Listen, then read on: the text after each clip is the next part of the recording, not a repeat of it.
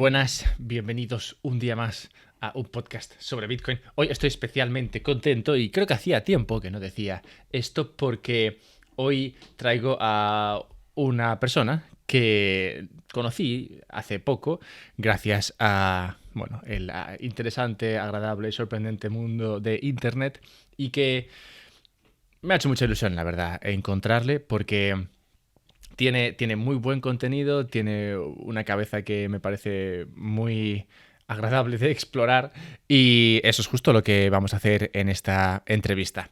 Os traigo a Juan Montojo, con quien vamos a estar hablando de libertarismo, de derechos naturales, de Bitcoin, como no, y de otra serie de cuestiones que espero os gusten. La verdad es que Juan es una de esas personas que creo que lo irá haciendo cada vez mejor en este mundo de las ideas y supongo que vosotros opinaréis lo mismo, pero si no opináis lo mismo, bueno, pues ya sabéis, me lo podéis decir en Twitter, @alberto_mera.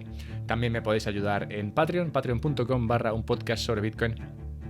Si os parece que este contenido merece la pena, que es interesante, que es agradable de escuchar y bueno, cualquier otro adjetivo molón que se te ocurra. También puedes verme en directo en Twitch. Suelo hacer un par de directos a la semana tocando cuestiones así de actualidad o no tanto en Twitch. Y he de decirte que hay una comunidad muy agradable. No se lo quiero decir tampoco a ellos, ¿no? Porque no quiero que se vengan arriba, pero sí es verdad que son muy buena gente los que se vienen al Twitch y se montan buenas discusiones ahí en el chat. A veces no tiene nada que ver con lo que estoy hablando yo, pero bueno, no me duele. Así que sí, Twitch está muy agradable por si quieres venirte. Además, te puedes suscribir a Twitch, cosa que es gratis si ya estás suscrito a Amazon Prime. Lo cual, oye, pues mira, es una ventaja. Si me quieres ayudar, pues se puede hacer por ahí. Y si ya pagas Amazon Prime, pues no te cuesta nada. Y finalmente, si quieres comprar Bitcoin, yo recomiendo hacerlo a través de Relay.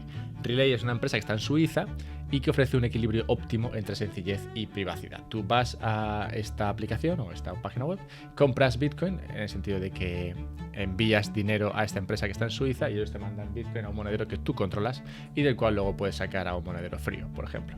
Entonces, en ese sentido es muy sencillo y en el sentido de la privacidad, lo único que te piden es esa transferencia. Esa transferencia, como sabes, viene desde una cuenta bancaria que tú tengas, que recomiendo que sea un banco online, un Open Bank, un Revolut o algo así, porque así las transferencias son gratis o muy baratas. Y esa es la información que tienen, no te piden ningún dato más. Entonces, no tienes que hacer KYC, lo cual es bueno, pero no es 100% privado porque tienen tu cuenta bancaria. Así que nada, habiendo dicho todo esto, creo que ya es momento de meternos a ver qué nos cuenta Juan. Hola Juan, bienvenido a un podcast sobre Bitcoin. Hola Alberto, muchas gracias por invitarme. No, a ti por estar aquí y por dedicar un rato a departir conmigo sobre cuestiones de economía, libertarismo, Bitcoin y demás. Y si te parece, eres muy activo en Twitter, vamos a hablar de eso a lo largo de esta conversación. Y una pregunta que ahora mismo me arde de dentro y que tengo que hacerte ahora mismo y luego ya veremos a dónde nos lleva es, ¿está bien la venta de niños? Muy bien, ¿está bien la venta de niños? Es una pregunta dura. Ok, si tengo que responder en una forma muy corta, la respuesta corta es no. Ahora, la respuesta larga es complicado. Primero, desde el punto de qué está bien y qué está mal. Hay algunas personas que creen que la moral es subjetiva y otras personas que creen que la moral es objetiva, como por ejemplo el agua es objetivamente H2O. La Tierra es objetivamente redonda, podemos medirlo, podemos verificarlo. El agua, a esta presión atmosférica, hierve a los 100 grados Celsius. Entonces, tenemos ciertos parámetros objetivos que nadie puede debatir. Entonces, algunos creen que la moral es así, otros creen que la moral es una preferencia, como por ejemplo, un auto rojo, ¿es lindo o feo? No hay forma objetiva de poder verificar eso, realmente es una preferencia. El chocolate, ¿es rico o es feo? Asumiendo que el chocolate no está podrido ni nada, a vos capaz que el mismo pedazo de chocolate te gusta y a mí no, o viceversa. Entonces, hay un debate ahí que nos podemos meter más adelante. Pero bueno, empecemos por la asunción de que la moral es objetiva. ¿Ok? Objetivamente, según los derechos naturales, uno no puede poseer un ser humano. ¿Ok? No podés ser dueño de un ser humano. Entonces, ¿a qué se refieren los libertarios cuando dicen está bien vender niños? Lo que nos referimos es que está bien vender los títulos lo que vendés es el título de el derecho de poder cuidar a un niño. A un niño. No estás vendiendo al niño en sí, estás vendiendo la tutela. Ahí está. Estás vendiendo la tutela, lo cual significa que vos no tenés disposición del niño como vos quieras. Vos no podés pegarle, maltratarlo, esclavizarlo, etcétera. Lo único que estás comprando es el derecho a cuidarlo. Y la institución que te vende ese título es una institución autorizada por el mercado. En este caso serían los orfanatos. El mercado va a financiar a través de muchos mecanismos de libre mercado que no requieren un Estado, pueden financiar orfanatos que se encarguen de imponer ciertos mínimos estándares de seguridad y, y también de eficiencia a la hora de buscar padres. Hay muchos padres que tal vez no quieren cuidar de sus hijos o que no pueden, etcétera, etcétera, y van a querer vender totalmente o parcialmente la tutela de sus hijos a padres que sí están interesados en cuidarlos. Entonces, eso es lo que se transfiere. No se transfiere propiedad sobre el niño en sí, se transfiere propiedad sobre el derecho de poder cuidarlo al niño. Por lo tanto, uno nunca tiene propiedad absoluta sobre el niño. Ahora, si vamos al punto de vista de los derechos, de la moral subjetiva, en donde uno subjetivamente cree que algo está bien o está mal, bueno, la inmensa mayoría de la gente cree que abusar niños está mal. Subjetivamente la gente cree, de la misma forma que la mayoría de la gente cree que el chocolate es rico, la mayoría de la gente, o al menos una parte muy sustancial de la población, cree que está mal golpear a un niño, abusarlo, hacerlo trabajar, etcétera, etcétera. Por lo tanto, hay muchos motivos sólidos para creer que va a haber una inmensa, en una sociedad libre, en una sociedad libertaria, habría una inmensa acumulación de capital bajo industrias, orfanatos, etcétera, que ofrezcan servicios que protejan estas preferencias subjetivas del mercado. El mercado no quiere ver a un nene de 7 años trabajando. Entonces, este orfanato no le vendería el derecho a tutela a unos padres que quieren al niño para trabajar. Por ejemplo, el mercado no quiere ver a un niño siendo abusado, siendo golpeado. Por lo tanto, el orfanato va a asegurarse, en combinación con empresas de seguridad y justicia privadas que no requieren Estado, que a quien se le venda la tutela cumple requisitos mínimos de seguridad. Por lo tanto, tanto en las visiones de los derechos naturales como en las visiones de la moral subjetiva, tenemos estas dos visiones que están un poco en conflicto. En un marco de libertad, las dos en realidad no están tanto en conflicto. Y bajo este marco, lo más probable es que los derechos del niño, sea como sea que los quieras definir, estén muy bien protegidos. De hecho, yo argumentaría que una sociedad libre, donde, entre comillas, se puede vender y comprar niños, que ya como expliqué no es el caso, lo que se está vendiendo y comprando es el derecho a tutela del niño, un niño tendría muchas mejores oportunidades para prosperar. Porque, por ejemplo, para que te saquen tu hijo, imagínate que tenés un hijo y no lo querés, pero al mismo tiempo lo cuidás, pero lo cuidás mal, pero no lo suficientemente mal para que el Estado te lo quite. Ese niño está en un limbo horrible, en el cual la pasa mal, pero no lo suficientemente mal como para que el Estado se meta.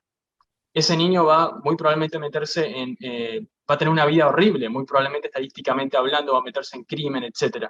Imagínate que no es necesario que el nene la pase tan mal que alguien intervenga. Imagínate que los padres tengan ciertas opciones en las cuales pueden pedir asistencia de otros padres, alquilar o subvender la tutela o vender la tutela totalmente, etcétera, etcétera, tener ciertas opciones de mercado en las cuales este niño tal vez tenga mejores oportunidades para criarse. Yo veo un mercado que puede florecer de forma muy positiva.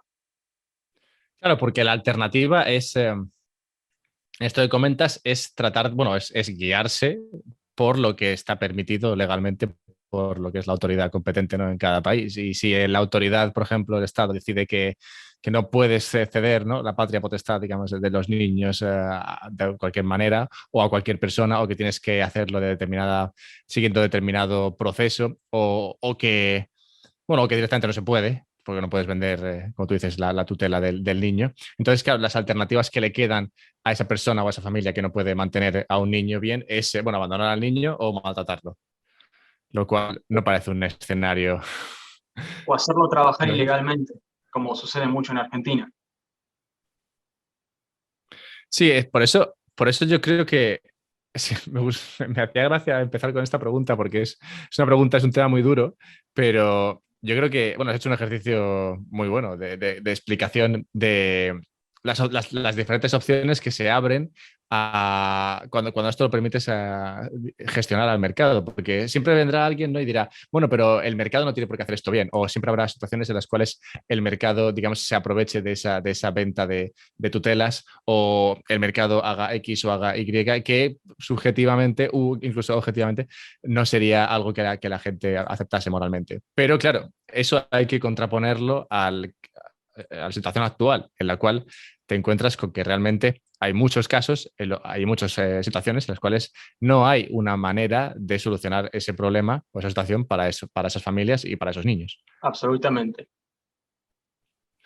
Por eso creo que hemos empezado bien por aquí, porque tienes un canal de YouTube muy rico con muchos temas muy bien explicados sobre libertarismo y luego tienes aparte muy buenas discusiones por Twitter. Hay una cosa que te quiero preguntar de esto que has comentado en este tema y luego voy a enlazar con otra cuestión que también has tocado, pero que realmente no tiene nada que ver con este tema que estamos tocando ahora mismo. Y nada, el primero lo que sí que está relacionado es la idea de los derechos naturales. Sí. Y aquí, bueno, Jope se mete a varias cosas aquí con el tema de los derechos naturales. Jope es muy fan de meterse en buenos fregados. Creo que tú eres bastante fan de Jope, me parece, por lo que he ido viendo. Y tampoco tienes miedo a meterte en según qué berenjenales. Y, y sí, habías comentado el tema de los derechos naturales. ¿Cuáles serían los derechos naturales? Porque realmente existen, ¿quién puede hacer, quién tiene derecho a ellos, ¿no? Por valga la redundancia. Bueno, voy a pasar a explicar la posición de los derechos naturales y después puedo pasar a dar mi opinión al respecto. La posición de los derechos naturales es una evolución que empezó a ser muy sólida con Rothbard. ¿Ok? Rothbard argumenta que hay una esencia del hombre. Por ejemplo, la esencia del agua es ser H2O. ¿Entendés? Entonces, la esencia de todo está en los elementos que lo componen. Entonces, ¿cuál es la esencia del hombre? Si ignoramos el hidrógeno, el oxígeno, el carbono que nos compone, esa sería nuestra esencia, científicamente hablando, pero en nuestro raciocinio, ¿tenemos una esencia ahí? Rothbard argumenta que sí. Por lo tanto, esa esencia se descubre y cuando uno descubre esa esencia puede de forma muy clara ver qué está bien y qué está mal. ¿Ok? Entonces, Rothbard empieza a trabajar desde esa idea y empieza a crear de forma muy... No es como que él crea los derechos naturales, pero él les da muy buena forma. ¿Ok? Les da una muy buena base y básicamente empieza a argumentar que los derechos naturales, básicamente, algo es moral cuando no estás infringiendo la propiedad privada de otra persona, ¿ok? Siendo propiedad privada algo que vos adquiriste voluntariamente de una transacción por otra persona o algo que vos primero encontraste en la naturaleza, ¿ok? Y apoderaste y nadie más apoderó, entonces es tuyo, ¿ok? Se tiene que respetar eso, esa es tu esencia. La esencia del ser humano es apoderarse de bienes escasos, ¿ok? Ese bien tiene que ser escaso para que sea tuyo. Entonces, si es nuestra esencia, es moral que se te respete ese derecho. Entonces, otro derecho es que vos tenés intenciones de mantenerte con vida y tenés intenciones de procrear la próxima generación. Por lo tanto, asesinarte o dañar tu integridad física también es inmoral, porque va en contra de tu esencia de mantenerte con vida, por así decirlo, ¿no?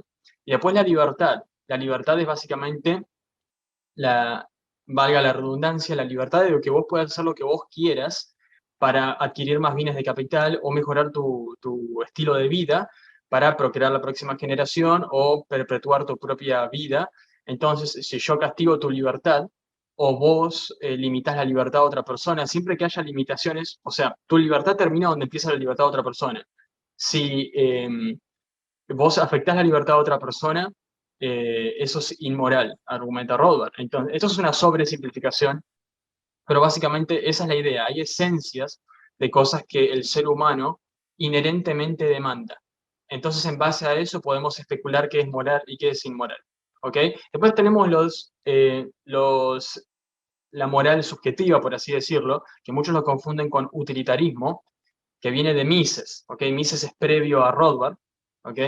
Um, Mises no era utilitarista en la forma que creemos hoy en día, porque ahí se confunden, ¿ok? Hay un término confuso. Y utilitarismo, para los que no saben, es cuando algo es moral cuando beneficia a una mayoría. Ya se te pueden dar cuenta que hay muchos problemas ahí. Al principio puede parecer puede parecer fácil, o sea, vos tenés el problema del tren. Tenés el tren y se puede desviar de un lado al otro. De un lado tenés 3 personas, del otro lado tenés una persona. Bueno, elegir la opción utilitarista y matar una persona para salvar a 3 parece fácil, pero si modificamos el ejemplo, imaginemos que 3 personas necesitan órganos, podemos matar a una persona, sacarles los órganos y dárselos a estas 3 personas. Entonces ahí, a pesar de que es lo mismo, está sacrificando a uno para salvar 3, se siente diferente. Es como, no lo veo moral eso.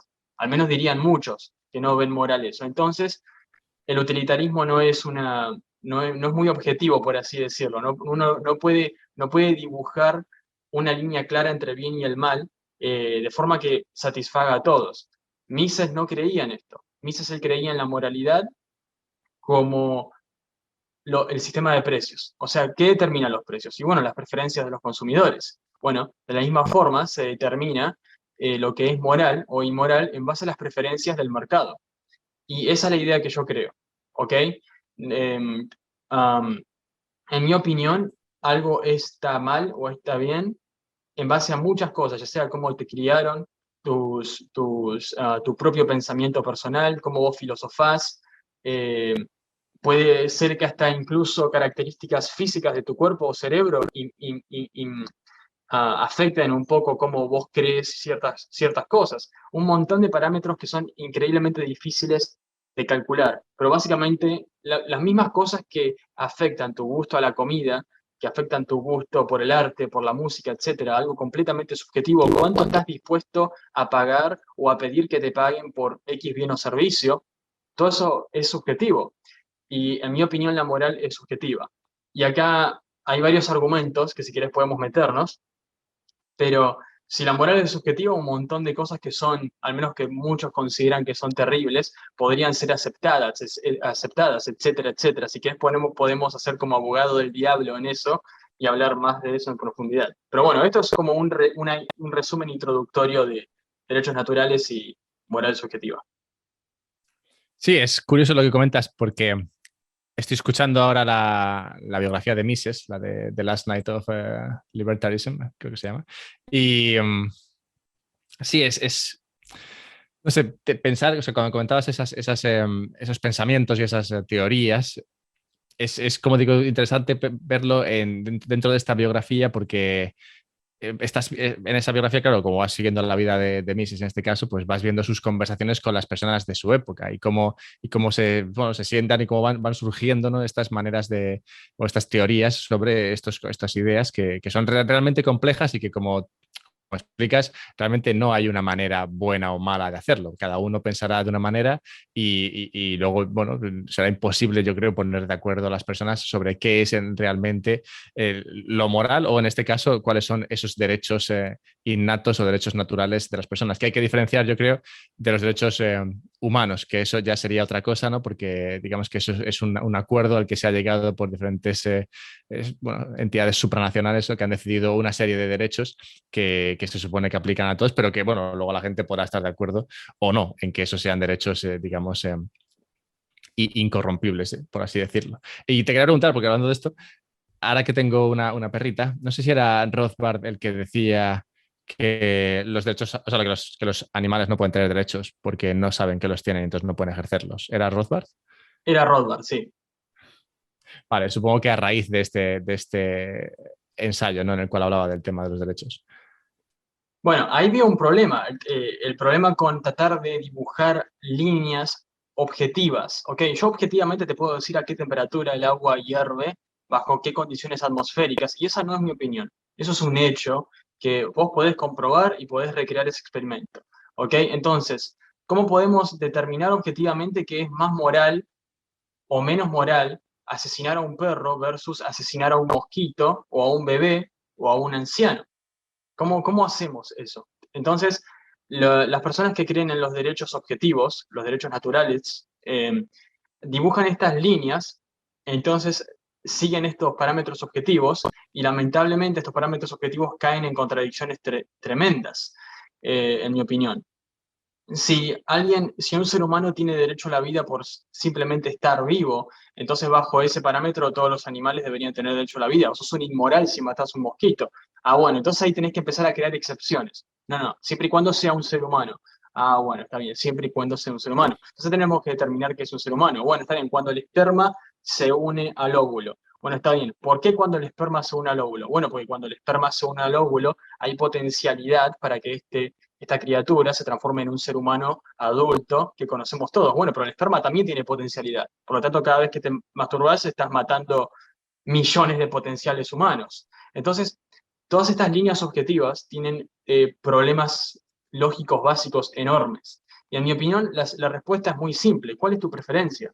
Bueno, yo tengo una preferencia en la cual si mato un mosquito no me siento tan mal, pero si mato a un perro sí me siento mal. Ahora, si tengo que elegir entre un perro y un niño, elijo matar al perro, lógicamente. Entonces uno empieza a dibujar líneas que no tienen lógica objetiva. O sea, es decir, no es como que, ok, el agua hierve a 100 grados, etcétera. O sea, dibujamos una línea objetiva basada en las ciencias naturales. Tus preferencias no llevan una línea objetiva.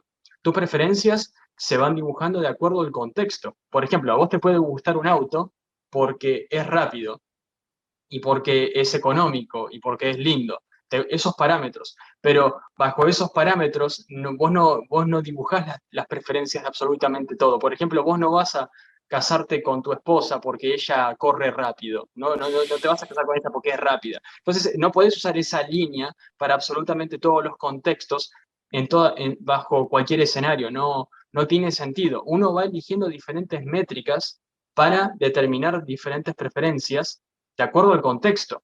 Entonces, para mí, eso es mucho más lógico para determinar qué es moral y qué es inmoral. Es más, yo te diría que una persona que cree en los derechos, que cree que los derechos son subjetivos, es más moral, en mi opinión, que una persona que cree en los derechos subjetivos. Sí, de todo esto que has dicho, yo creo que la mujer, si es económica y linda, ya bien. Lo de la rapidez igual no es tan relevante. Exactamente.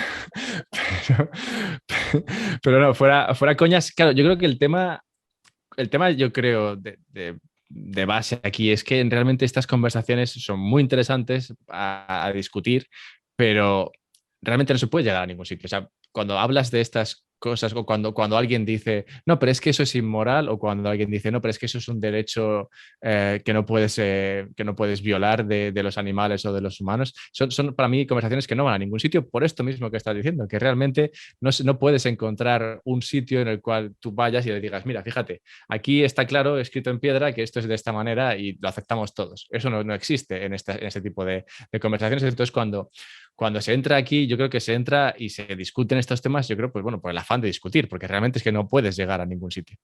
Correcto. Estoy totalmente de acuerdo. Es más, es muy gracioso ver muchas personas que creen los derechos objetivos y entre ellos no están de acuerdo. Y es como, si fuese objetivo, no habría desacuerdo. Por ejemplo, a ver, los rusos pueden estar en súper desacuerdo con los ucranianos y con los yanquis, con los americanos, pero no están en desacuerdo en que el agua hierve a tal temperatura bajo X determinada presión atmosférica. O sea, no estamos en desacuerdo bajo ciertos hechos de la naturaleza. Y si la moral no es una preferencia como los precios, como el gusto por la comida, etcétera, es algo objetivo. ¿Cómo puede haber, después de tantos años de filosofía, cómo puede haber desacuerdo? Debería ser algo que ya encontramos, descubrimos y sabemos. Entonces, lamentablemente, en mi opinión, no son objetivos en lo absoluto. Te puedo dar un ejemplo claro.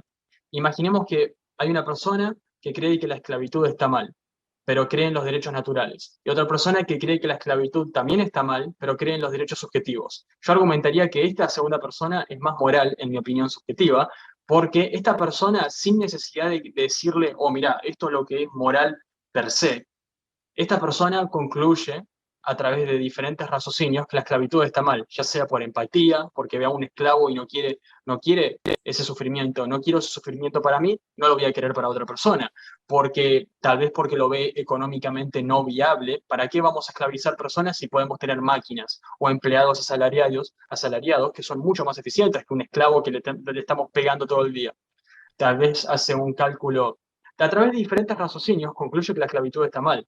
En cambio, la primera persona, esta persona puede pecar de creer que la esclavitud está bien, pero va a expresarse en contra de la esclavitud porque cree que hay algo como un derecho divino, natural, que debe ser respetado. Y ese derecho dice que la esclavitud está mal. Y es muy peligroso esto, porque si él cree que la esclavitud está bien, a pesar de creer que la esclavitud está mal bajo los derechos naturales, acá es donde viene la interpretación subjetiva de los derechos naturales. Uno puede decir, sí, la esclavitud está mal, estoy de acuerdo con vos, pero esclavizamos vacas, no tiene nada de malo eso, ¿verdad? Por lo tanto, la esclavitud está únicamente mal con seres humanos. Bueno, mira, yo argumentaría que la gente negra no es tan humana, entonces podemos esclavizarlos, ¿verdad? Entonces de esa forma yo me voy a dormir tranquilo porque tengo la conciencia tranquila de que no estoy esclavizando a ningún ser humano. Estos son subhumanos, entonces está todo bien. Entonces, en mi opinión, los derechos naturales, incluso si de alguna forma pudiesen ser reales y existen, necesitan interpretación y esa interpretación es subjetiva. De hecho, bueno, igual aquí ya me estoy metiendo, pero creo que en gran parte el problema de la esclavitud en Estados Unidos venía un poco por el tema de la Constitución que se redactó allí, ¿no? Que por cómo estaba redactada era... Bueno, es que ahora mismo me baila un poco esta información, pero la idea era que por cómo estaba redactado el tema de la libertad o algo así, tú podías de alguna manera meter el hecho de que sí, de que si los negros no eran considerados humanos, entonces, Ujú. bueno, pues entonces les podías esclavizar y eso no era un problema. Corrígeme, no sé si sabes esta historia, pero No, es no, está verdad que correcto. cuando la estuve escuchando o leyendo en algún sitio, me sorprendió que en este caso era así, cuando en otros sitios donde, digamos, no imperaba ese derecho natural de, ¿no? que decidía quién puede ser esclavizado y quién no, pues se vivía el tema de la esclavitud de otra manera. Correcto. O sea, el problema es esa, la interpretación. Incluso si los derechos naturales fuesen reales, cosa que yo no creo que lo son porque no hay evidencia, necesitan interpretación y esa interpretación es subjetiva. Entonces, en mi opinión, lo que crea una moral más avanzada, por así decirlo, si es que se puede medir tal cosa, es el progreso de la sociedad. No, no van a creer, no van a tener los mismos valores un grupo de cavernícolas que una civilización avanzada que tiene colonias interplanetarias. Van a tener una moral muy diferente y van a tener un estilo de vida muy diferente. Por lo tanto, en mi opinión, no es cuestión de imponer una idea que uno casi de forma divina, sin meterse en Dios, pero casi, dice, no, esto es así porque es así, está escrito en piedra. En lugar de hacer eso con dejar que la sociedad avance por sí misma, las preferencias del mercado van a conllevar a una moralidad que, que sea beneficiosa para el individuo. Y lo que es beneficioso para el individuo, según la escuela austríaca, es la cooperación social, el comercio. Donde entra el comercio no entran las balas. Por lo tanto, la moral se va a florecer en base a esas ideas. Y entonces no hay que estresarse tanto, al menos en mi opinión, sobre, uy, hay que descubrir qué es lo que está bien y qué es lo que está mal objetivamente ya, si no vamos a morir todos. En mi opinión, con solucionar el dinero, en realidad uno le está haciendo un favor más grande a la moral que intentando imponer desde la escuela, desde la educación pública, qué es lo que está bien y qué es lo que está mal, por ejemplo.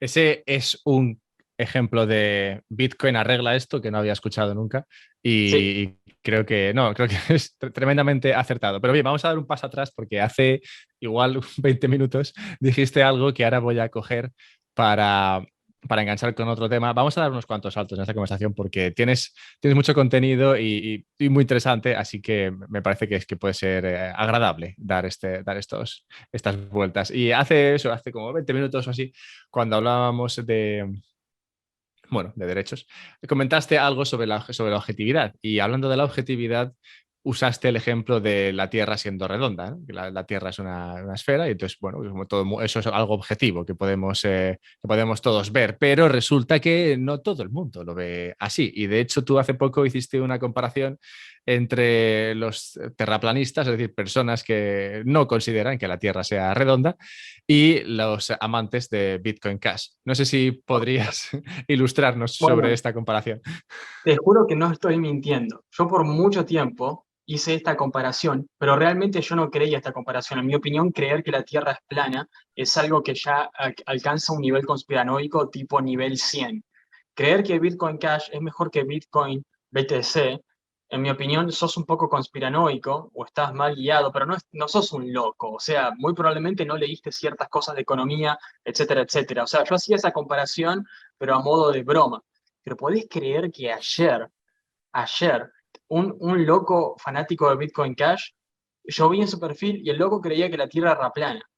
Y me empezó a debatir sobre la planitud de la Tierra, me empezó a pasar fotos, todo, y yo intenté debatirlo. En una me pasó una foto de la Tierra y Estados Unidos, Norteamérica, mejor dicho, era enorme. Y eso, viste, no, es imposible. Norteamérica no puede ocupar tanto espacio. Yo dije, es muy simple. Si la cámara está cerca del planeta, se ve distorsionado. Y le tuve que sacar una foto a una botella, dos fotos. La primera foto es con la cámara bien cerca de la botella y está, por supuesto, toda distorsionada como ojo de pescado. Y la otra de lejos, con zoom. Y le dije, mirá, si vos ves las fotos de del planeta Tierra tomadas por satélites o tomadas de las misiones Apolo, que la cámara estaba muy lejos, vas a ver que desde las misiones Apolo ves el planeta en sus proporciones normales, pero desde el satélite lo ves distorsionado así. Ni me respondió. Pero bueno, lo gracioso es que el loco era un terraplanista y era pro Bitcoin Cash. Entonces, no digo que todos los Bitcoin Cash sean terraplanistas, solamente encontré uno por ahora. Pero sí que en mi opinión todos están un poco en la línea conspiranoica. Sí. Has encontrado un gran nexo ahí. Yo me sigo encontrando alguno. Y este ejemplo que me has puesto del mapa me recuerda a algo que he visto en Twitter también hoy de una persona explicando que el ataque de Japón a Pearl Harbor claramente fue un inside job, o sea, un trabajo realmente hecho por Estados Unidos, porque era imposible que Japón hubiese llegado desde Japón hasta Estados Unidos en un avión en esa época. Y entonces ponía una imagen del planeta Tierra y una flecha desde Japón hacia la izquierda del todo, ¿no? Atravesando Asia, Europa y toda América hasta Pearl Harbor y diciendo, es imposible que un avión japonés Es broma, fuese... ¿verdad?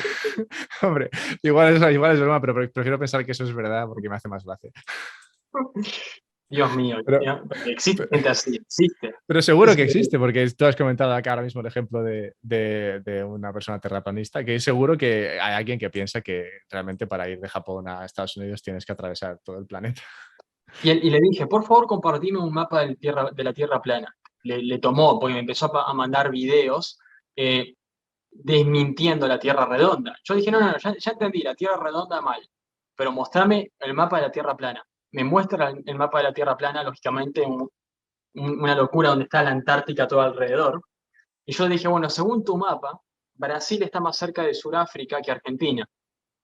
¿Me podés verificar eso? ¿Brasil está más cerca a Sudáfrica que Argentina? No me respondió, le pregunté 4 veces, no me respondió. Tampoco también me ignoró las fotos. Únicamente respondía para mandarme artículos desmintiendo a la Tierra Redonda. Y este mismo patrón, calcado de este mismo patrón de respuesta, lo vi con la gente de Bitcoin Cash. Entonces, la gente de Bitcoin Cash, en mi opinión, está en el territorio de la conspiración, pero no están tan conspiranoicos. En mi opinión, son como las chicas que creen en el horóscopo. O sea, conspiranoico, pero no tan conspiranoico que tipo tenés que meterlos en un manicomio, ¿no? O sea, es como, nada, estás equivocado, ¿entendés? O sea, en ese nivel light de conspiranoico, pero definitivamente no es ciencia. Definitivamente no. Siguiendo por este estudio social, vamos a salir un momento de lo académico e irrisorio, ¿no? Como puede haber sido esta parte, para hablar un poco de ti, porque quería empezar la conversación con este tema de los niños y los derechos y no he comentado nada sobre ti. Tú eres argentino, que creo que ha quedado claro ya, y vives en Estados Unidos. ¿Desde cuándo vives en Estados Unidos? Vivo en Estados Unidos hace como 3 4 años más o menos, ya perdí la cuenta. Y sí, soy de Argentina, Capital Federal, y me dedico soy tutor de idiomas. También estudio economía, mucha economía. También trabajo con mi papá en un negocio que él tiene. Y me fascina la economía nada más. Y estoy tratando de hacer todo lo posible para hacer crecer mi canal de YouTube. Hace muy poco contraté unos editores. Todavía no editamos ni un solo video con mis editores. Todos los videos que ves en mi canal los últimos son todos míos, pero es muy difícil editar a este ritmo, por lo tanto tuve que contratar gente, así que esperen una frecuencia más elevada, idealmente 2 videos por semana. Pero bueno, ahí eso es aparte. No, no, esa parte y es genial, porque es verdad que tienes unos cuantos vídeos, he echado en falta, ¿no?, alguno más, pero bueno, entiendo que llevas poco tiempo haciéndolo y no, por mí encantado, porque son vídeos buenos, me recuerda Uno en concreto, el de la riqueza, la teoría del capital, me recuerda a uno que también existe por una persona de España, no me acuerdo de su canal ahora mismo, y también Economic es con Fields. dibujos. Economic Pills, sí, ese. Que al principio es muy parecido, luego es verdad que en tu vídeo luego cambia y se mete en otras cuestiones, pero sí, digamos que el concepto viene a ser el mismo, que también es lo que explica Huerta de Soto Correcto. en algún libro suyo. Y no, bueno, son buenos libros sobre la creación de riqueza que vamos a con suerte tocar luego, pero no, decía lo del tema de tus vídeos, que me parece genial porque ya te he dicho al principio de la conversación, esto no quedó grabado, pero te he dicho que me encantaría, por lo que estoy viendo, me encantaría traerte otra vez en unos meses y poder hablar Bueno, con la audiencia porque creo que les caerías bien. Pero que quería preguntar eso sobre ese tema sobre ese tema personal tuyo, porque he visto también en Twitter que a veces, no sé hasta qué punto, pero sí que mides un poco o digamos, sí, tratas de sentir un poco cómo está Estados Unidos frente a Bitcoin, es decir, cuál es el posicionamiento de los estadounidenses frente a Bitcoin. Al menos es algo que he leído un poco de tus tweets, que sí que te fijas en cómo los americanos se posicionan frente a Bitcoin. Y te quería preguntar, porque, bueno, nuevamente la gente que traigo a este podcast vive en España o bien vive en América, bueno, América del Sur. Te quería ujú. preguntar eso exactamente. ¿Cómo estás viendo tú la adopción de Bitcoin en Estados Unidos y cómo la gente ve Bitcoin? Porque en mi caso, por ejemplo, yo tengo bastante relación con Asia y en Asia sé que Bitcoin no es para nada apreciado. Bitcoin es, bueno, es un rollo, no es demasiado interesante. La gente en realidad es súper shitcoiner en Asia. Y no sé cuál es la situación en Estados Unidos. Bueno, en Estados Unidos, para empezar, Bitcoin ahora es como el Internet en los años 90. O sea, muy poca gente lo usa, muy poca gente, acá en los Estados Unidos, muy poca gente tiene interacciones sólidas con Bitcoin. Ahora, mucha gente tiene interacciones suaves con Bitcoin. Por ejemplo, tenemos la aplicación Cash App, que es como en Argentina, es como mercado Pago, no sé qué aplicación usan en España, pero es una aplicación para enviar y recibir dinero. Esa aplicación es la más popular acá en Estados Unidos y tiene Bitcoin, únicamente Bitcoin y dólares. Y también puedes comprar acciones, pero vos no podés comprar Ethereum u otra cripto, únicamente confían en Bitcoin. También tenemos Strike, etcétera, pero Cash App es la más popular. Y esto le da cierta exposición a muchas personas, pero esta exposición es como, bueno, meten $50 acá, $100 acá, lo mandan, lo reciben, juegan, no están realmente invertidos en esto. Muy poca gente está realmente invertida en esto, pero cada día es más gente.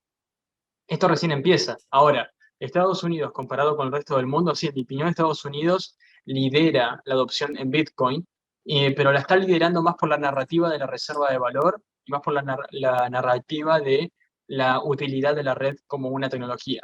¿Ok? Porque, por ejemplo, la blockchain con la Lightning Network es una combinación perfecta para hacer intercambio de divisas, para mandar euros y recibir dólares.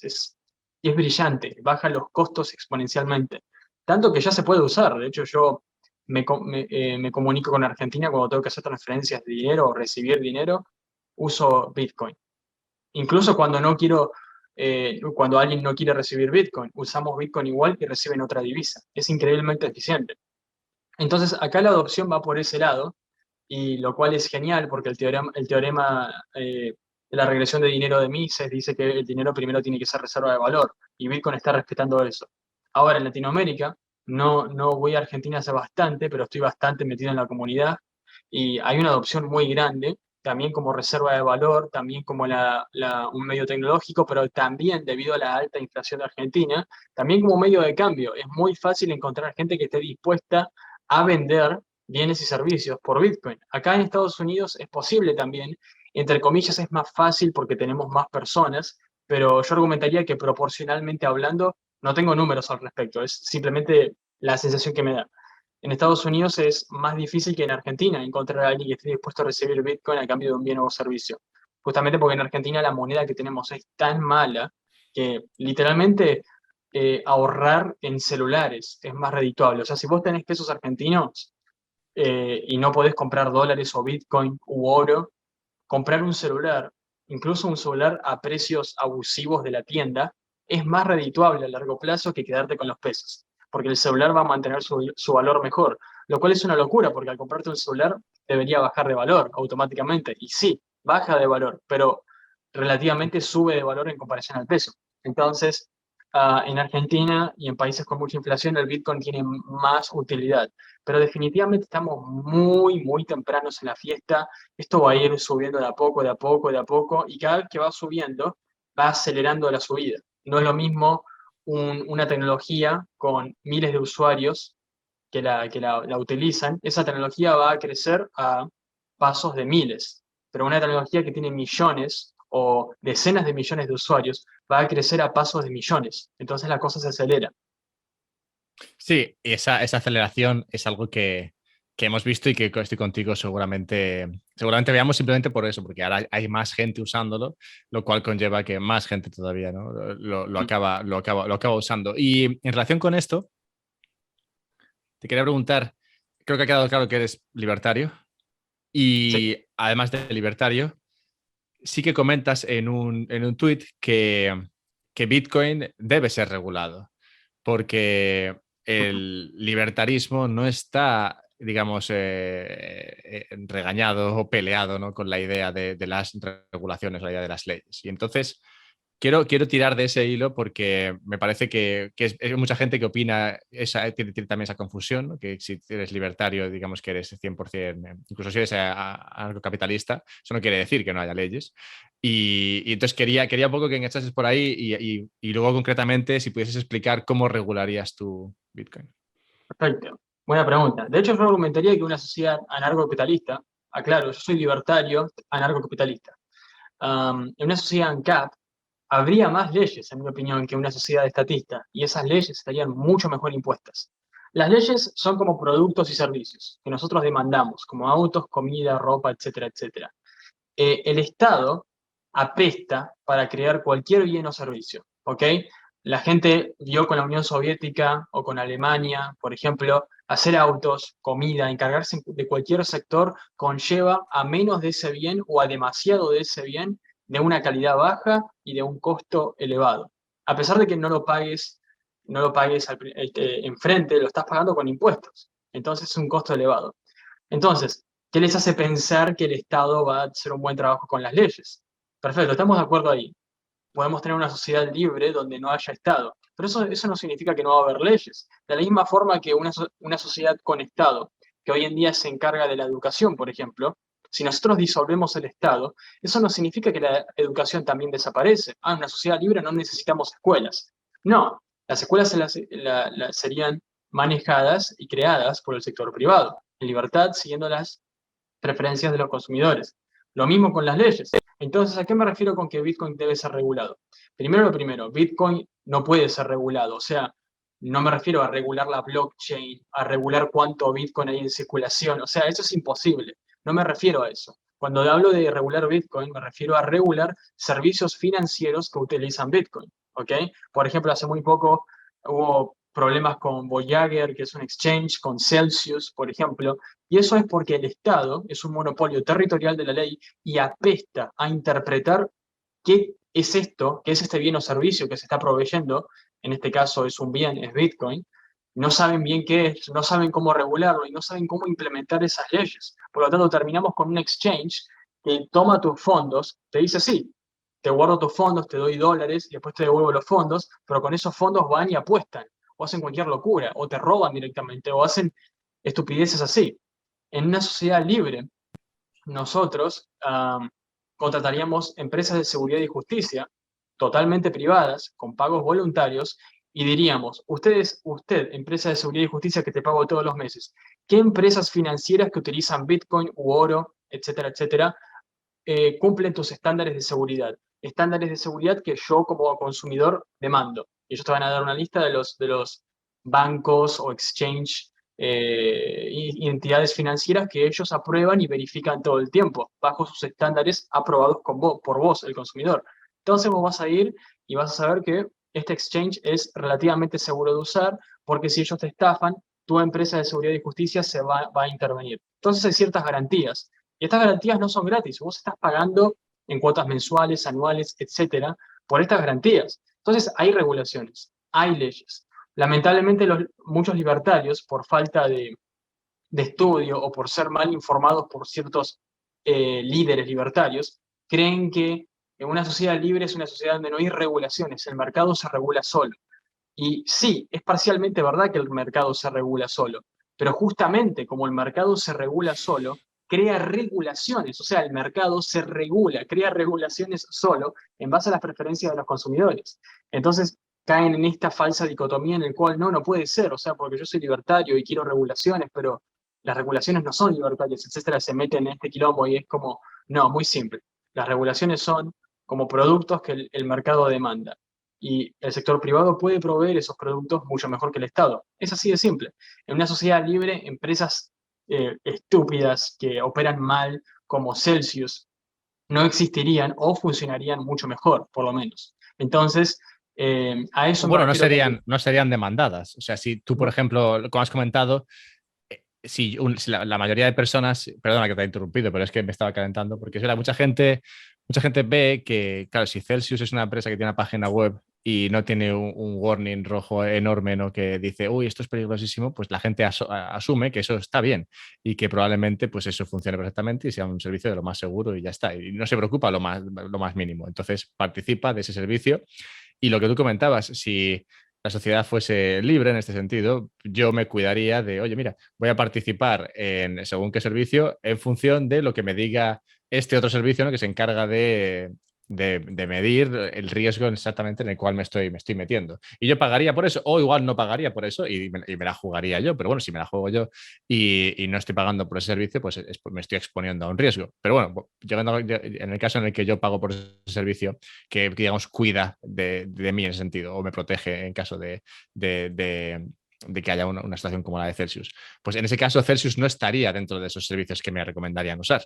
Me recomendarían usar otras cosas. Y al no estar Celsius ahí, Celsius no tendría la capacidad de ofrecer los servicios que ofrecía y que parecían tan atractivos a muchas personas que al final acabaron entrando ahí Hasta perdiendo dinero. podrían mandarte una advertencia. Por ejemplo, imagínate que vos tenés una empresa de seguridad. Perdón, sos cliente de una empresa de seguridad. Empresa de seguridad A, ¿ok? Y esta empresa de seguridad A te dice, Alberto, eh, te tengo que decir algo sobre Celsius. Nosotros lo llamamos y le dijimos, Celsius, nos encantaría añadirte en nuestra lista de empresas aprobadas para nuestros consumidores. Eh, con aprobado no me refiero a que vos tenés prohibido usarla, me refiero a que la empresa no te la recomienda nada más. Celsius, nos encantaría sumarte a esta lista blanca donde nosotros podemos proveerte y decir que sos seguro. Lo único que tenemos que hacer es mandar ciertos agentes de seguridad, ver tus balances, asegurarnos que tu negocio sea legítimo.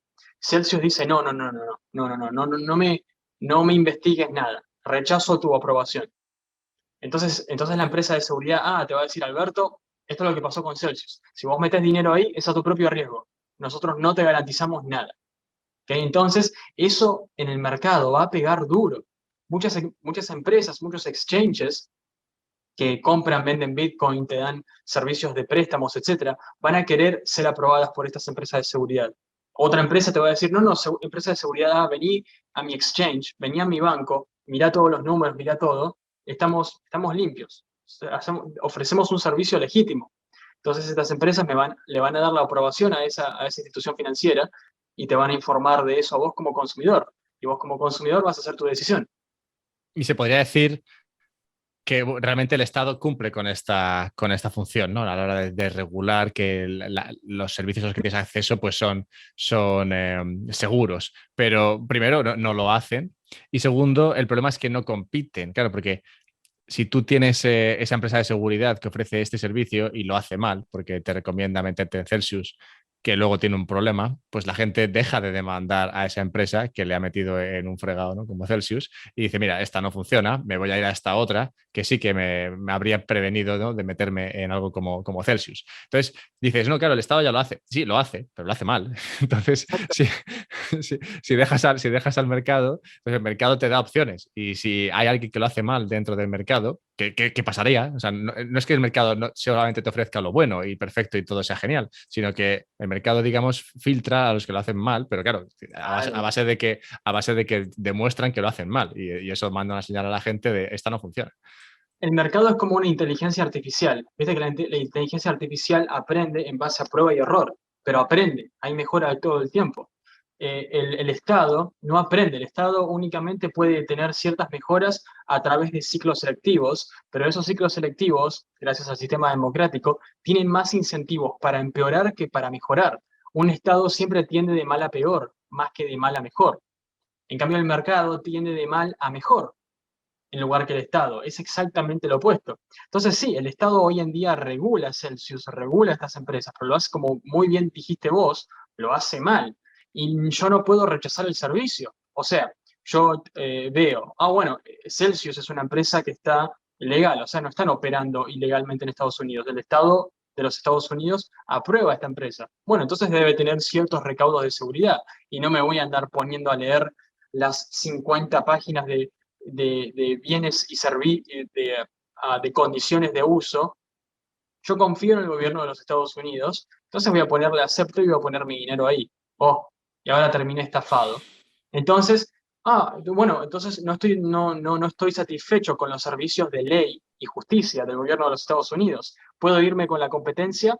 No, tengo que irme del país. No solamente eso, si soy estadounidense, que no lo soy, pero mi esposa lo es, si te vas del país, tenés que seguir pagando impuestos al gobierno de los Estados Unidos. Eso mucha gente no lo sabe. Tenés que pagar menos impuestos, pero tenés que pagar todavía impuestos. La única forma que lo puedes hacer es renunciando a la ciudadanía. Y para renunciar a la ciudadanía tenés que pagar un montón de dinero también. Entonces te agarran de todos lados. No solamente que te ofrecen un servicio terrible, te obligan a pagar por ese servicio. Y si ese servicio termina afectándote muy mal, vas a tener que seguir pagando. Nunca es una opción irte con la competencia. Una competencia en la ley y seguridad dentro del territorio de los Estados Unidos sería considerado terrorismo. O sea, si un grupo de inversionistas se juntan y compran en armas y tanques y ponen una casa de gobierno, por así decirlo, y empiezan a ofrecer sus servicios de seguridad y justicia, el gobierno de Estados Unidos va a llamar a la Armada y va a haber una mini guerra. O sea, no se permite la competencia bajo ningún punto de vista. Breve pausa. Breve pausa. Y va a ser breve realmente porque, oye, esto está apasionante. Para recordaros lo de Patreon, patreon.com/podcast sobre Bitcoin, por si me queréis ayudar. También podéis ayudar a Juan, que he visto que también tiene un Patreon, pero eso que lo pida él en sus canales. Solo faltaba. Encima. Bien, eso por un lado. Luego está Twitch, por si me queréis ver o por si queréis vernos, pues estas entrevistas suelo hacerlas en directo, esta no, porque bueno, estamos en verano, ha sido un poco jaleo y no ha habido manera, pero por lo general estas entrevistas también se hacen en directo, así que espero que la próxima la disfrutéis en Twitch. Y finalmente, si queréis encontrar podcasts por categorías, por ejemplo, si os gustan más las entrevistas que cuando yo me pongo a explorar un tema, o al revés, o os interesa un tema en particular, pues podéis encontrar los temas por categorías en la página web de este podcast, que se llama unpodcastsobrebitcoin.com, para que no tenga demasiada complicación. Así que nada, eso es todo. Seguimos con Juan. La única salida, o una de las salidas, digamos, más obvias que has comentado en Twitter alguna vez, es una que se resume en 3 palabras y que hay una de ellas que no conozco. Así que esta pregunta es de lo más honesta. Me gustaría que por favor explicases una evolución que planteas en un tweet que dice Bitcoin, secesión y agorismo. Es decir, como si fuese un ciclo, ¿no? Digamos que Bitcoin llevaría a la secesión al agorismo. Secesión sé lo que es, Bitcoin sé lo que es, agorismo no sé lo que es. Pero bueno, explica todo el concepto para que No así hay haya ningún contexto. problema. Bueno, para los que no saben, secesión es cuando un país se divide en países más pequeños. Bitcoin, bueno, ya sabemos, y agorismo es la contraeconomía. O sea, tratar de vender, proveer bienes y servicios sin que el Estado se entere, o sea, por debajo del radar. Eso es agorismo, ¿ok? Bueno, ni Alberto ni yo les estamos diciendo que evadan impuestos porque no queremos ir a la cárcel, al menos yo no quiero ir a la cárcel. Entonces, tenemos que hacer un cálculo costo-beneficio y hacemos algoritmo hasta donde podemos. Bitcoin, en mi opinión, es la mayor herramienta agorista del mundo, porque no hay impuesto más grande que el impuesto inflacionario. ¿Ok?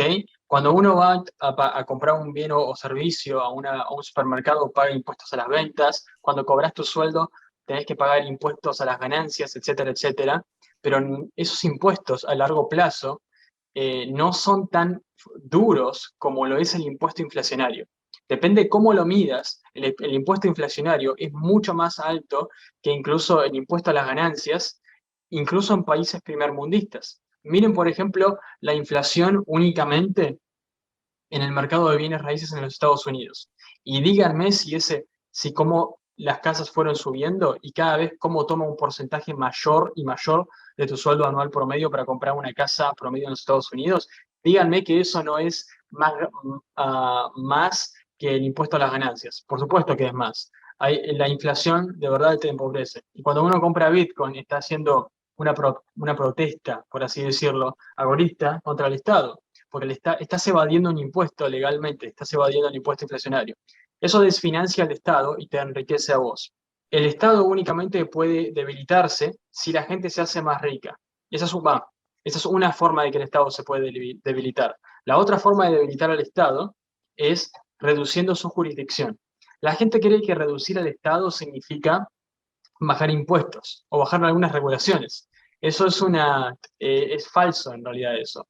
¿Por qué? Porque bueno, vos tenés muchos ejemplos como Canadá o Australia o los Estados Unidos hasta cierto punto, que nadie diría que esos países son socialistas, por ejemplo. Tampoco son un paraíso ANCAP, pero tienen impuestos y regulaciones más bajas que, por ejemplo, contrapartes latinoamericanas o algunos países en Europa. Sin embargo, estos países son muy poderosos. ¿Por qué son tan poderosos? Bueno, porque tienen jurisdicción sobre una masa territorial y sobre una población muy elevada. Entonces, vos vivís en una especie de jaula de lujo. Bajar impuestos y regulaciones, sí, enriquece a la población, pero si vos no reducís la jurisdicción que un Estado tiene por sobre la cantidad de seres humanos y la cantidad de territorio, ese Estado se va a hacer más rico junto con la población. El Estado de Canadá es mucho más rico que el Estado de Argentina. ¿Ok?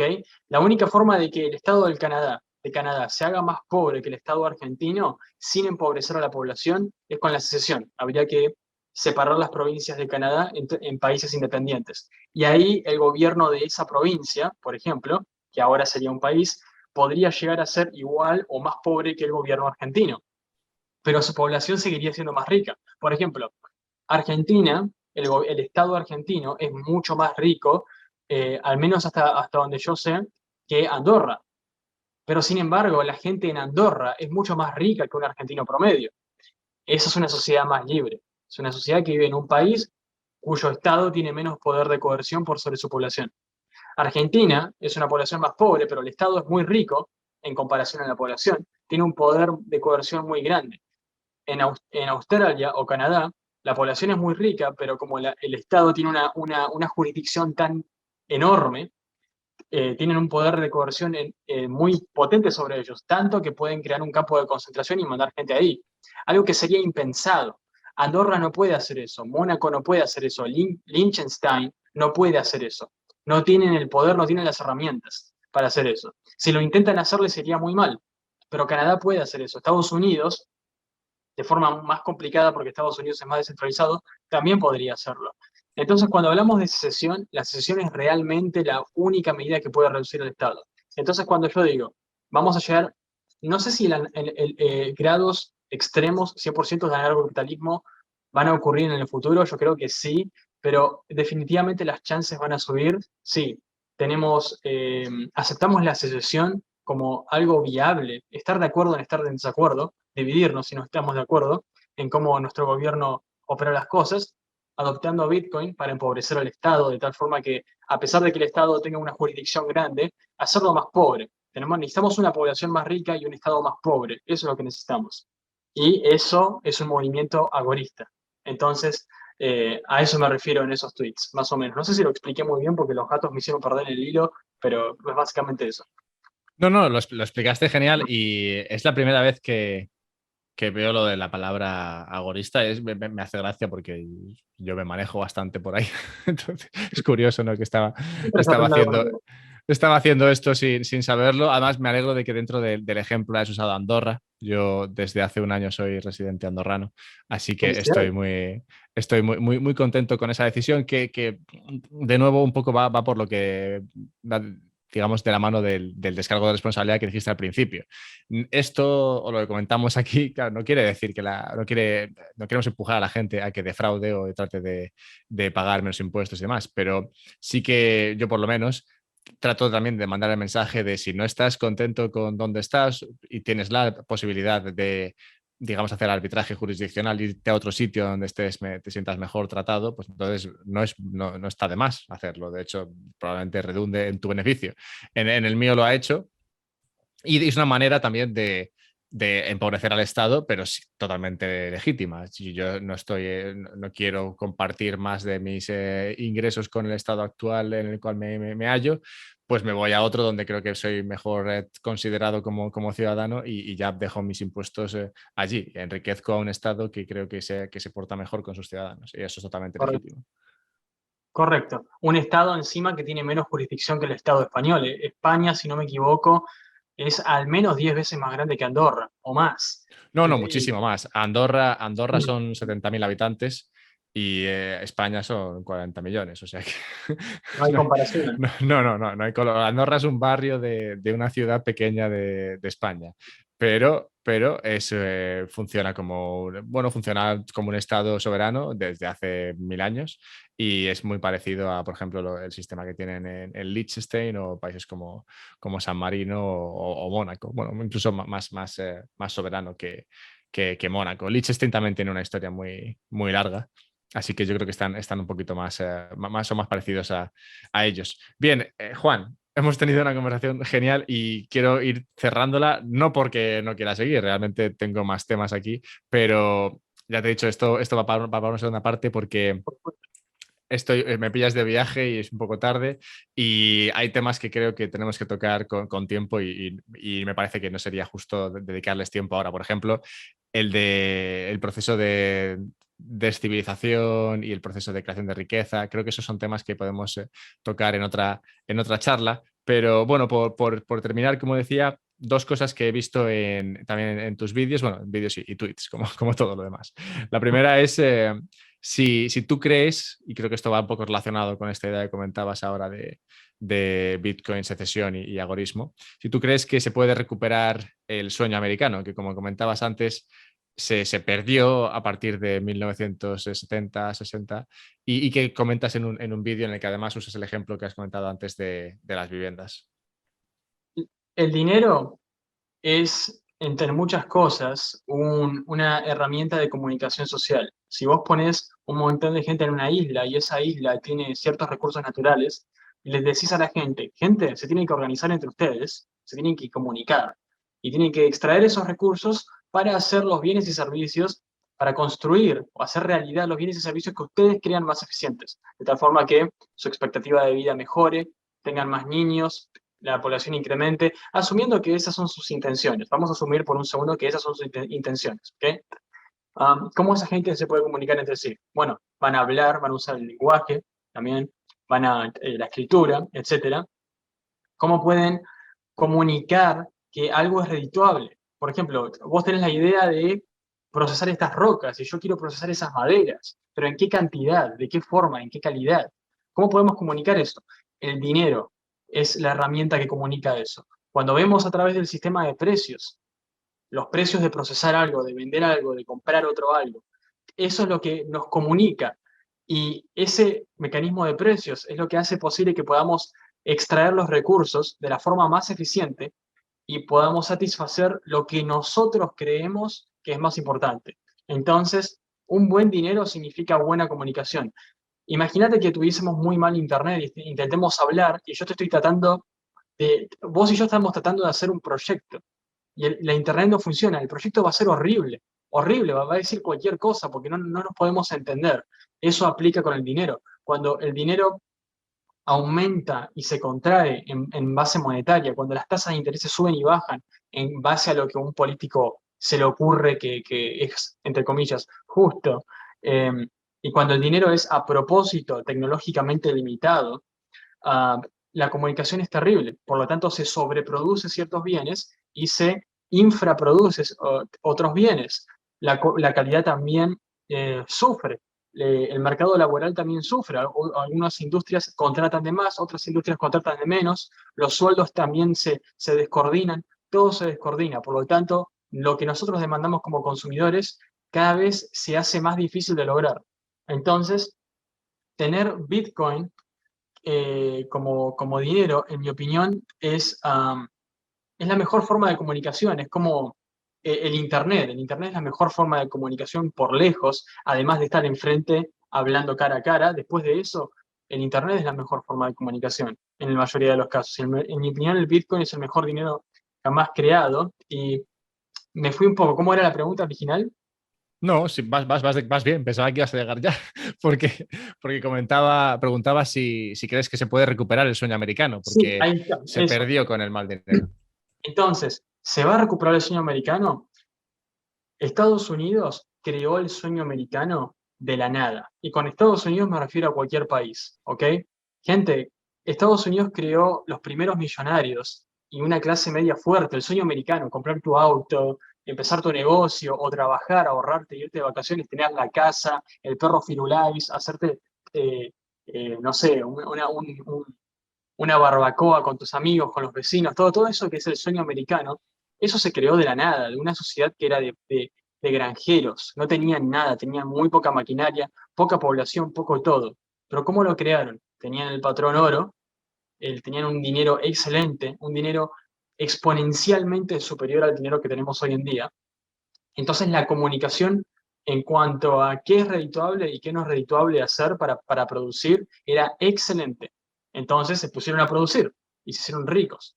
Imaginen si nosotros adoptamos un dinero de buena calidad hoy en día, que tenemos más población, tenemos más tecnología, tenemos más maquinaria, tenemos más conocimiento, tenemos más de todo. Si hoy en día adoptamos un dinero sano, el sueño americano que teníamos antes se va a ver como de las cavernas. Vamos a vivir de una forma mucho más próspera. Por eso yo soy positivo en cuanto a Bitcoin. Lo que no puedo especular de forma muy precisa es el tiempo. O sea, a mí a veces me gustaría creer que tomaría el mismo tiempo que tomó con la Internet, que tomó unos 20, 30 años, depende cómo lo midas, para que se adopte globalmente. Me gustaría creer que con Bitcoin puede ser lo mismo, pero cualquier acontecimiento puede sumar o restar 5 años o 10 años, por lo tanto, no sé, puede tomar 50, 80 años, puede tomar 10 años, pero en mi opinión va a ocurrir eventualmente y vamos a tener el sueño americano 2.0 exponencialmente más próspero. Dios te oiga, muchacho, porque es verdad que este es un tema que, bueno, que a mí, por una parte, es verdad que me da, bueno, me da optimismo. Yo en general soy una persona bastante risueña, entonces me cuesta estar triste, pero sí que, por otra parte, me duele, porque soy consciente de cómo el dinero que usamos actualmente realmente nos está privando de una vida mucho más rica que podríamos estar llevando todos.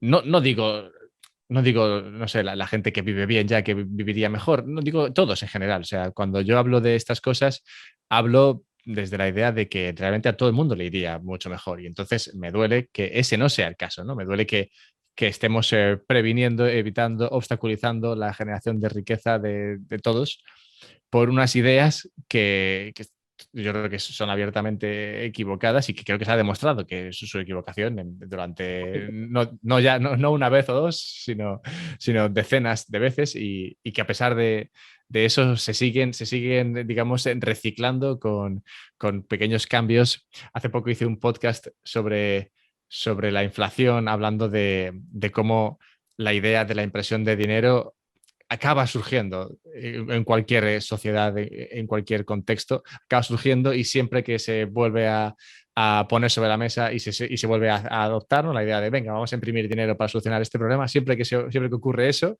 se crea la idea de inflación, pero con una nueva cosa, ¿no? Es inflación, pero esta vez es inflación, pero lo vamos a hacer controlado por esta entidad o de esta manera.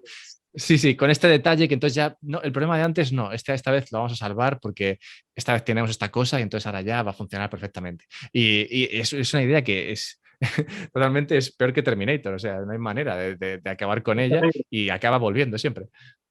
De hecho, tengo una opinión sobre la inflación, el dinero fiat, que puede ser un poco controversial. En mi opinión, el Banco Central tiene que seguir imprimiendo y tiene que imprimir más. En mi opinión, el Estado tiene que dar más planes sociales, más beneficios estatales. El Estado debe subsidiar más cosas. ¿Por qué creo esto? No porque creo que eso sea algo bueno, de hecho va a empeorar las cosas.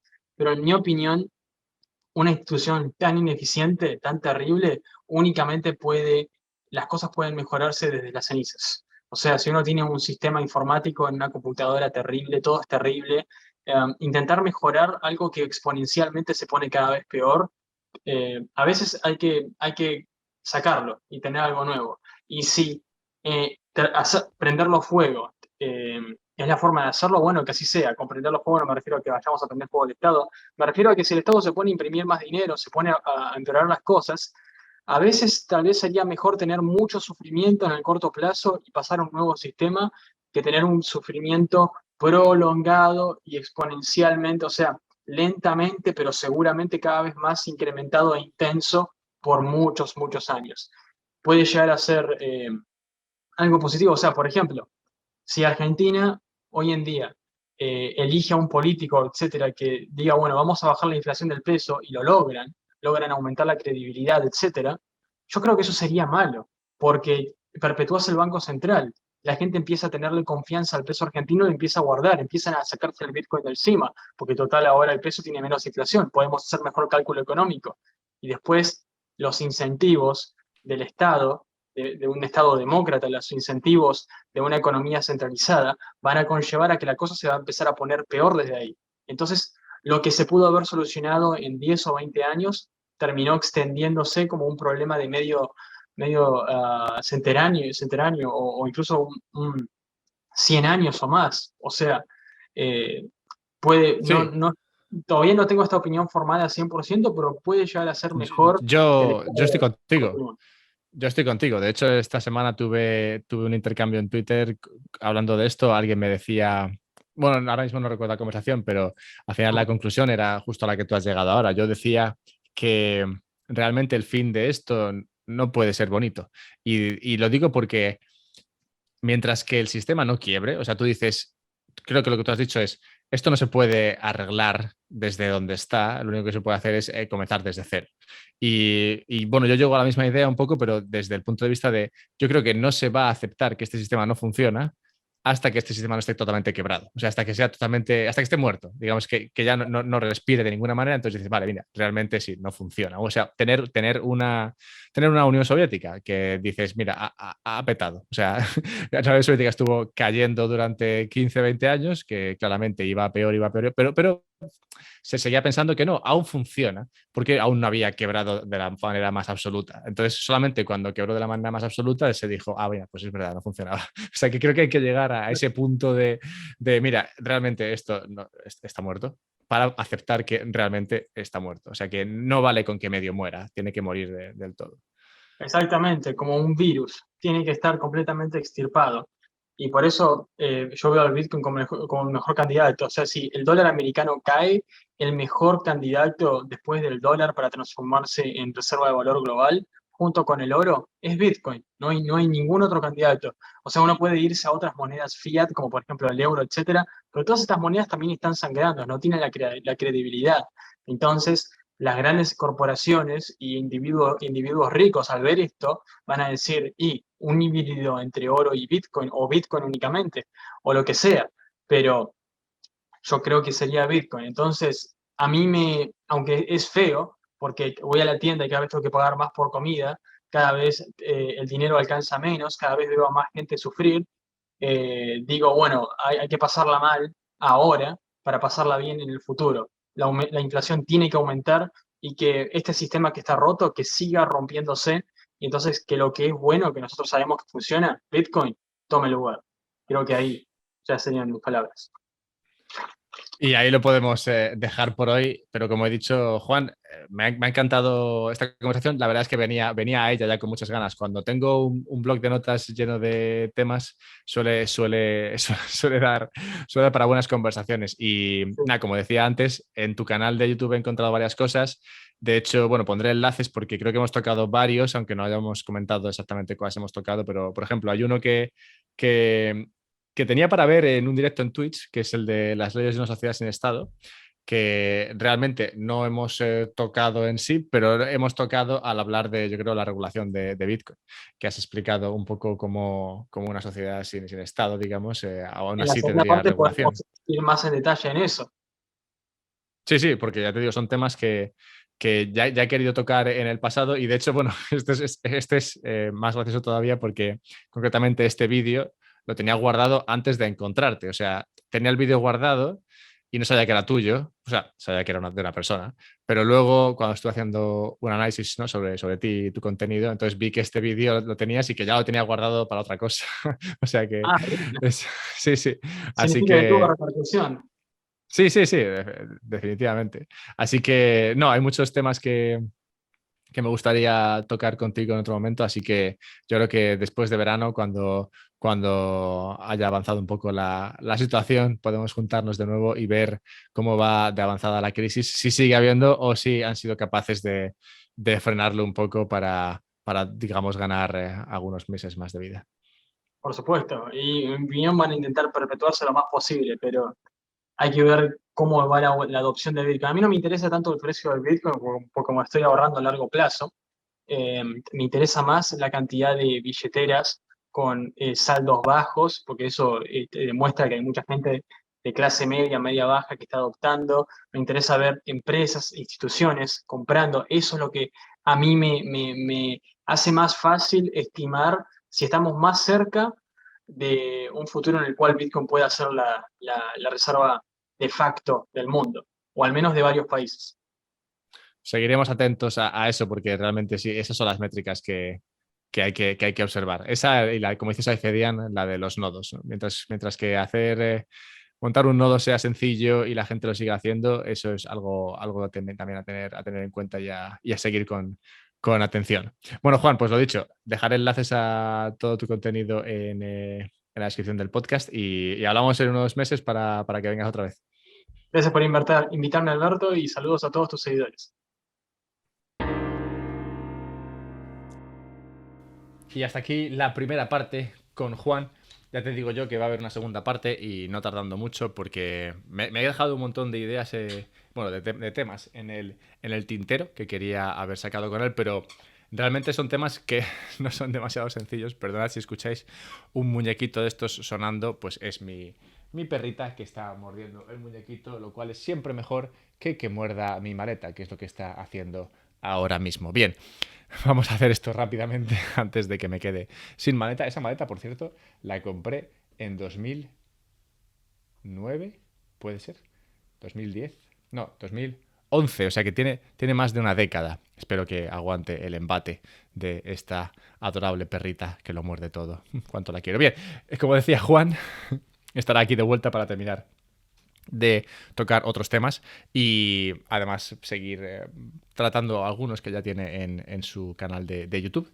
Y nada, espero que os haya gustado la conversación. Creo que Juan es una persona que, a pesar de que no se dedica 100% a la divulgación, lo cual me encanta porque, bueno, estamos ahí, estoy ahí con él. Yo también tengo unos trabajos que me ayudan a poder realizar el trabajo de divulgación que realmente me gusta. Así que, bueno, me he sentido muy identificado con él. Y también me ha gustado que tiene una muy clara exposición. No sé si, no sé si yo lo hago mejor, probablemente no. Pero en eso no sé si coincidimos. Pero su exposición ha sido muy clara, sobre todo muy, muy correcta, muy técnica, muy concreta, muy específica a la hora de explicar cuestiones complejas como la venta de niños y otros derechos naturales que tenemos o no tenemos. Yo la verdad es que estoy en su forma de pensar. Y nada, que me ha encantado, Juan. No sé si se ha notado a lo largo de la entrevista, pero si no, ya te lo digo yo por cuarta vez. Y nada, que habiendo hecho todo esto, pues nos vemos pronto. Que sepáis que en agosto voy a hacer una parada técnica, una parada en boxes de 3 semanas y luego seguiremos con el contenido. Esto lo dejo aquí, pues no sé, para quien lo escuche. Y, y nada, acordaros Twitter por si me queréis escribir o lo que sea, @alberto_mera, Patreon si me queréis ayudar, Twitch si me queréis ver y o ayudar y finalmente Relay si queréis comprar Bitcoin. Enlaces a todo esto y a lo compartido por Juan en la descripción de este podcast. Un abrazo.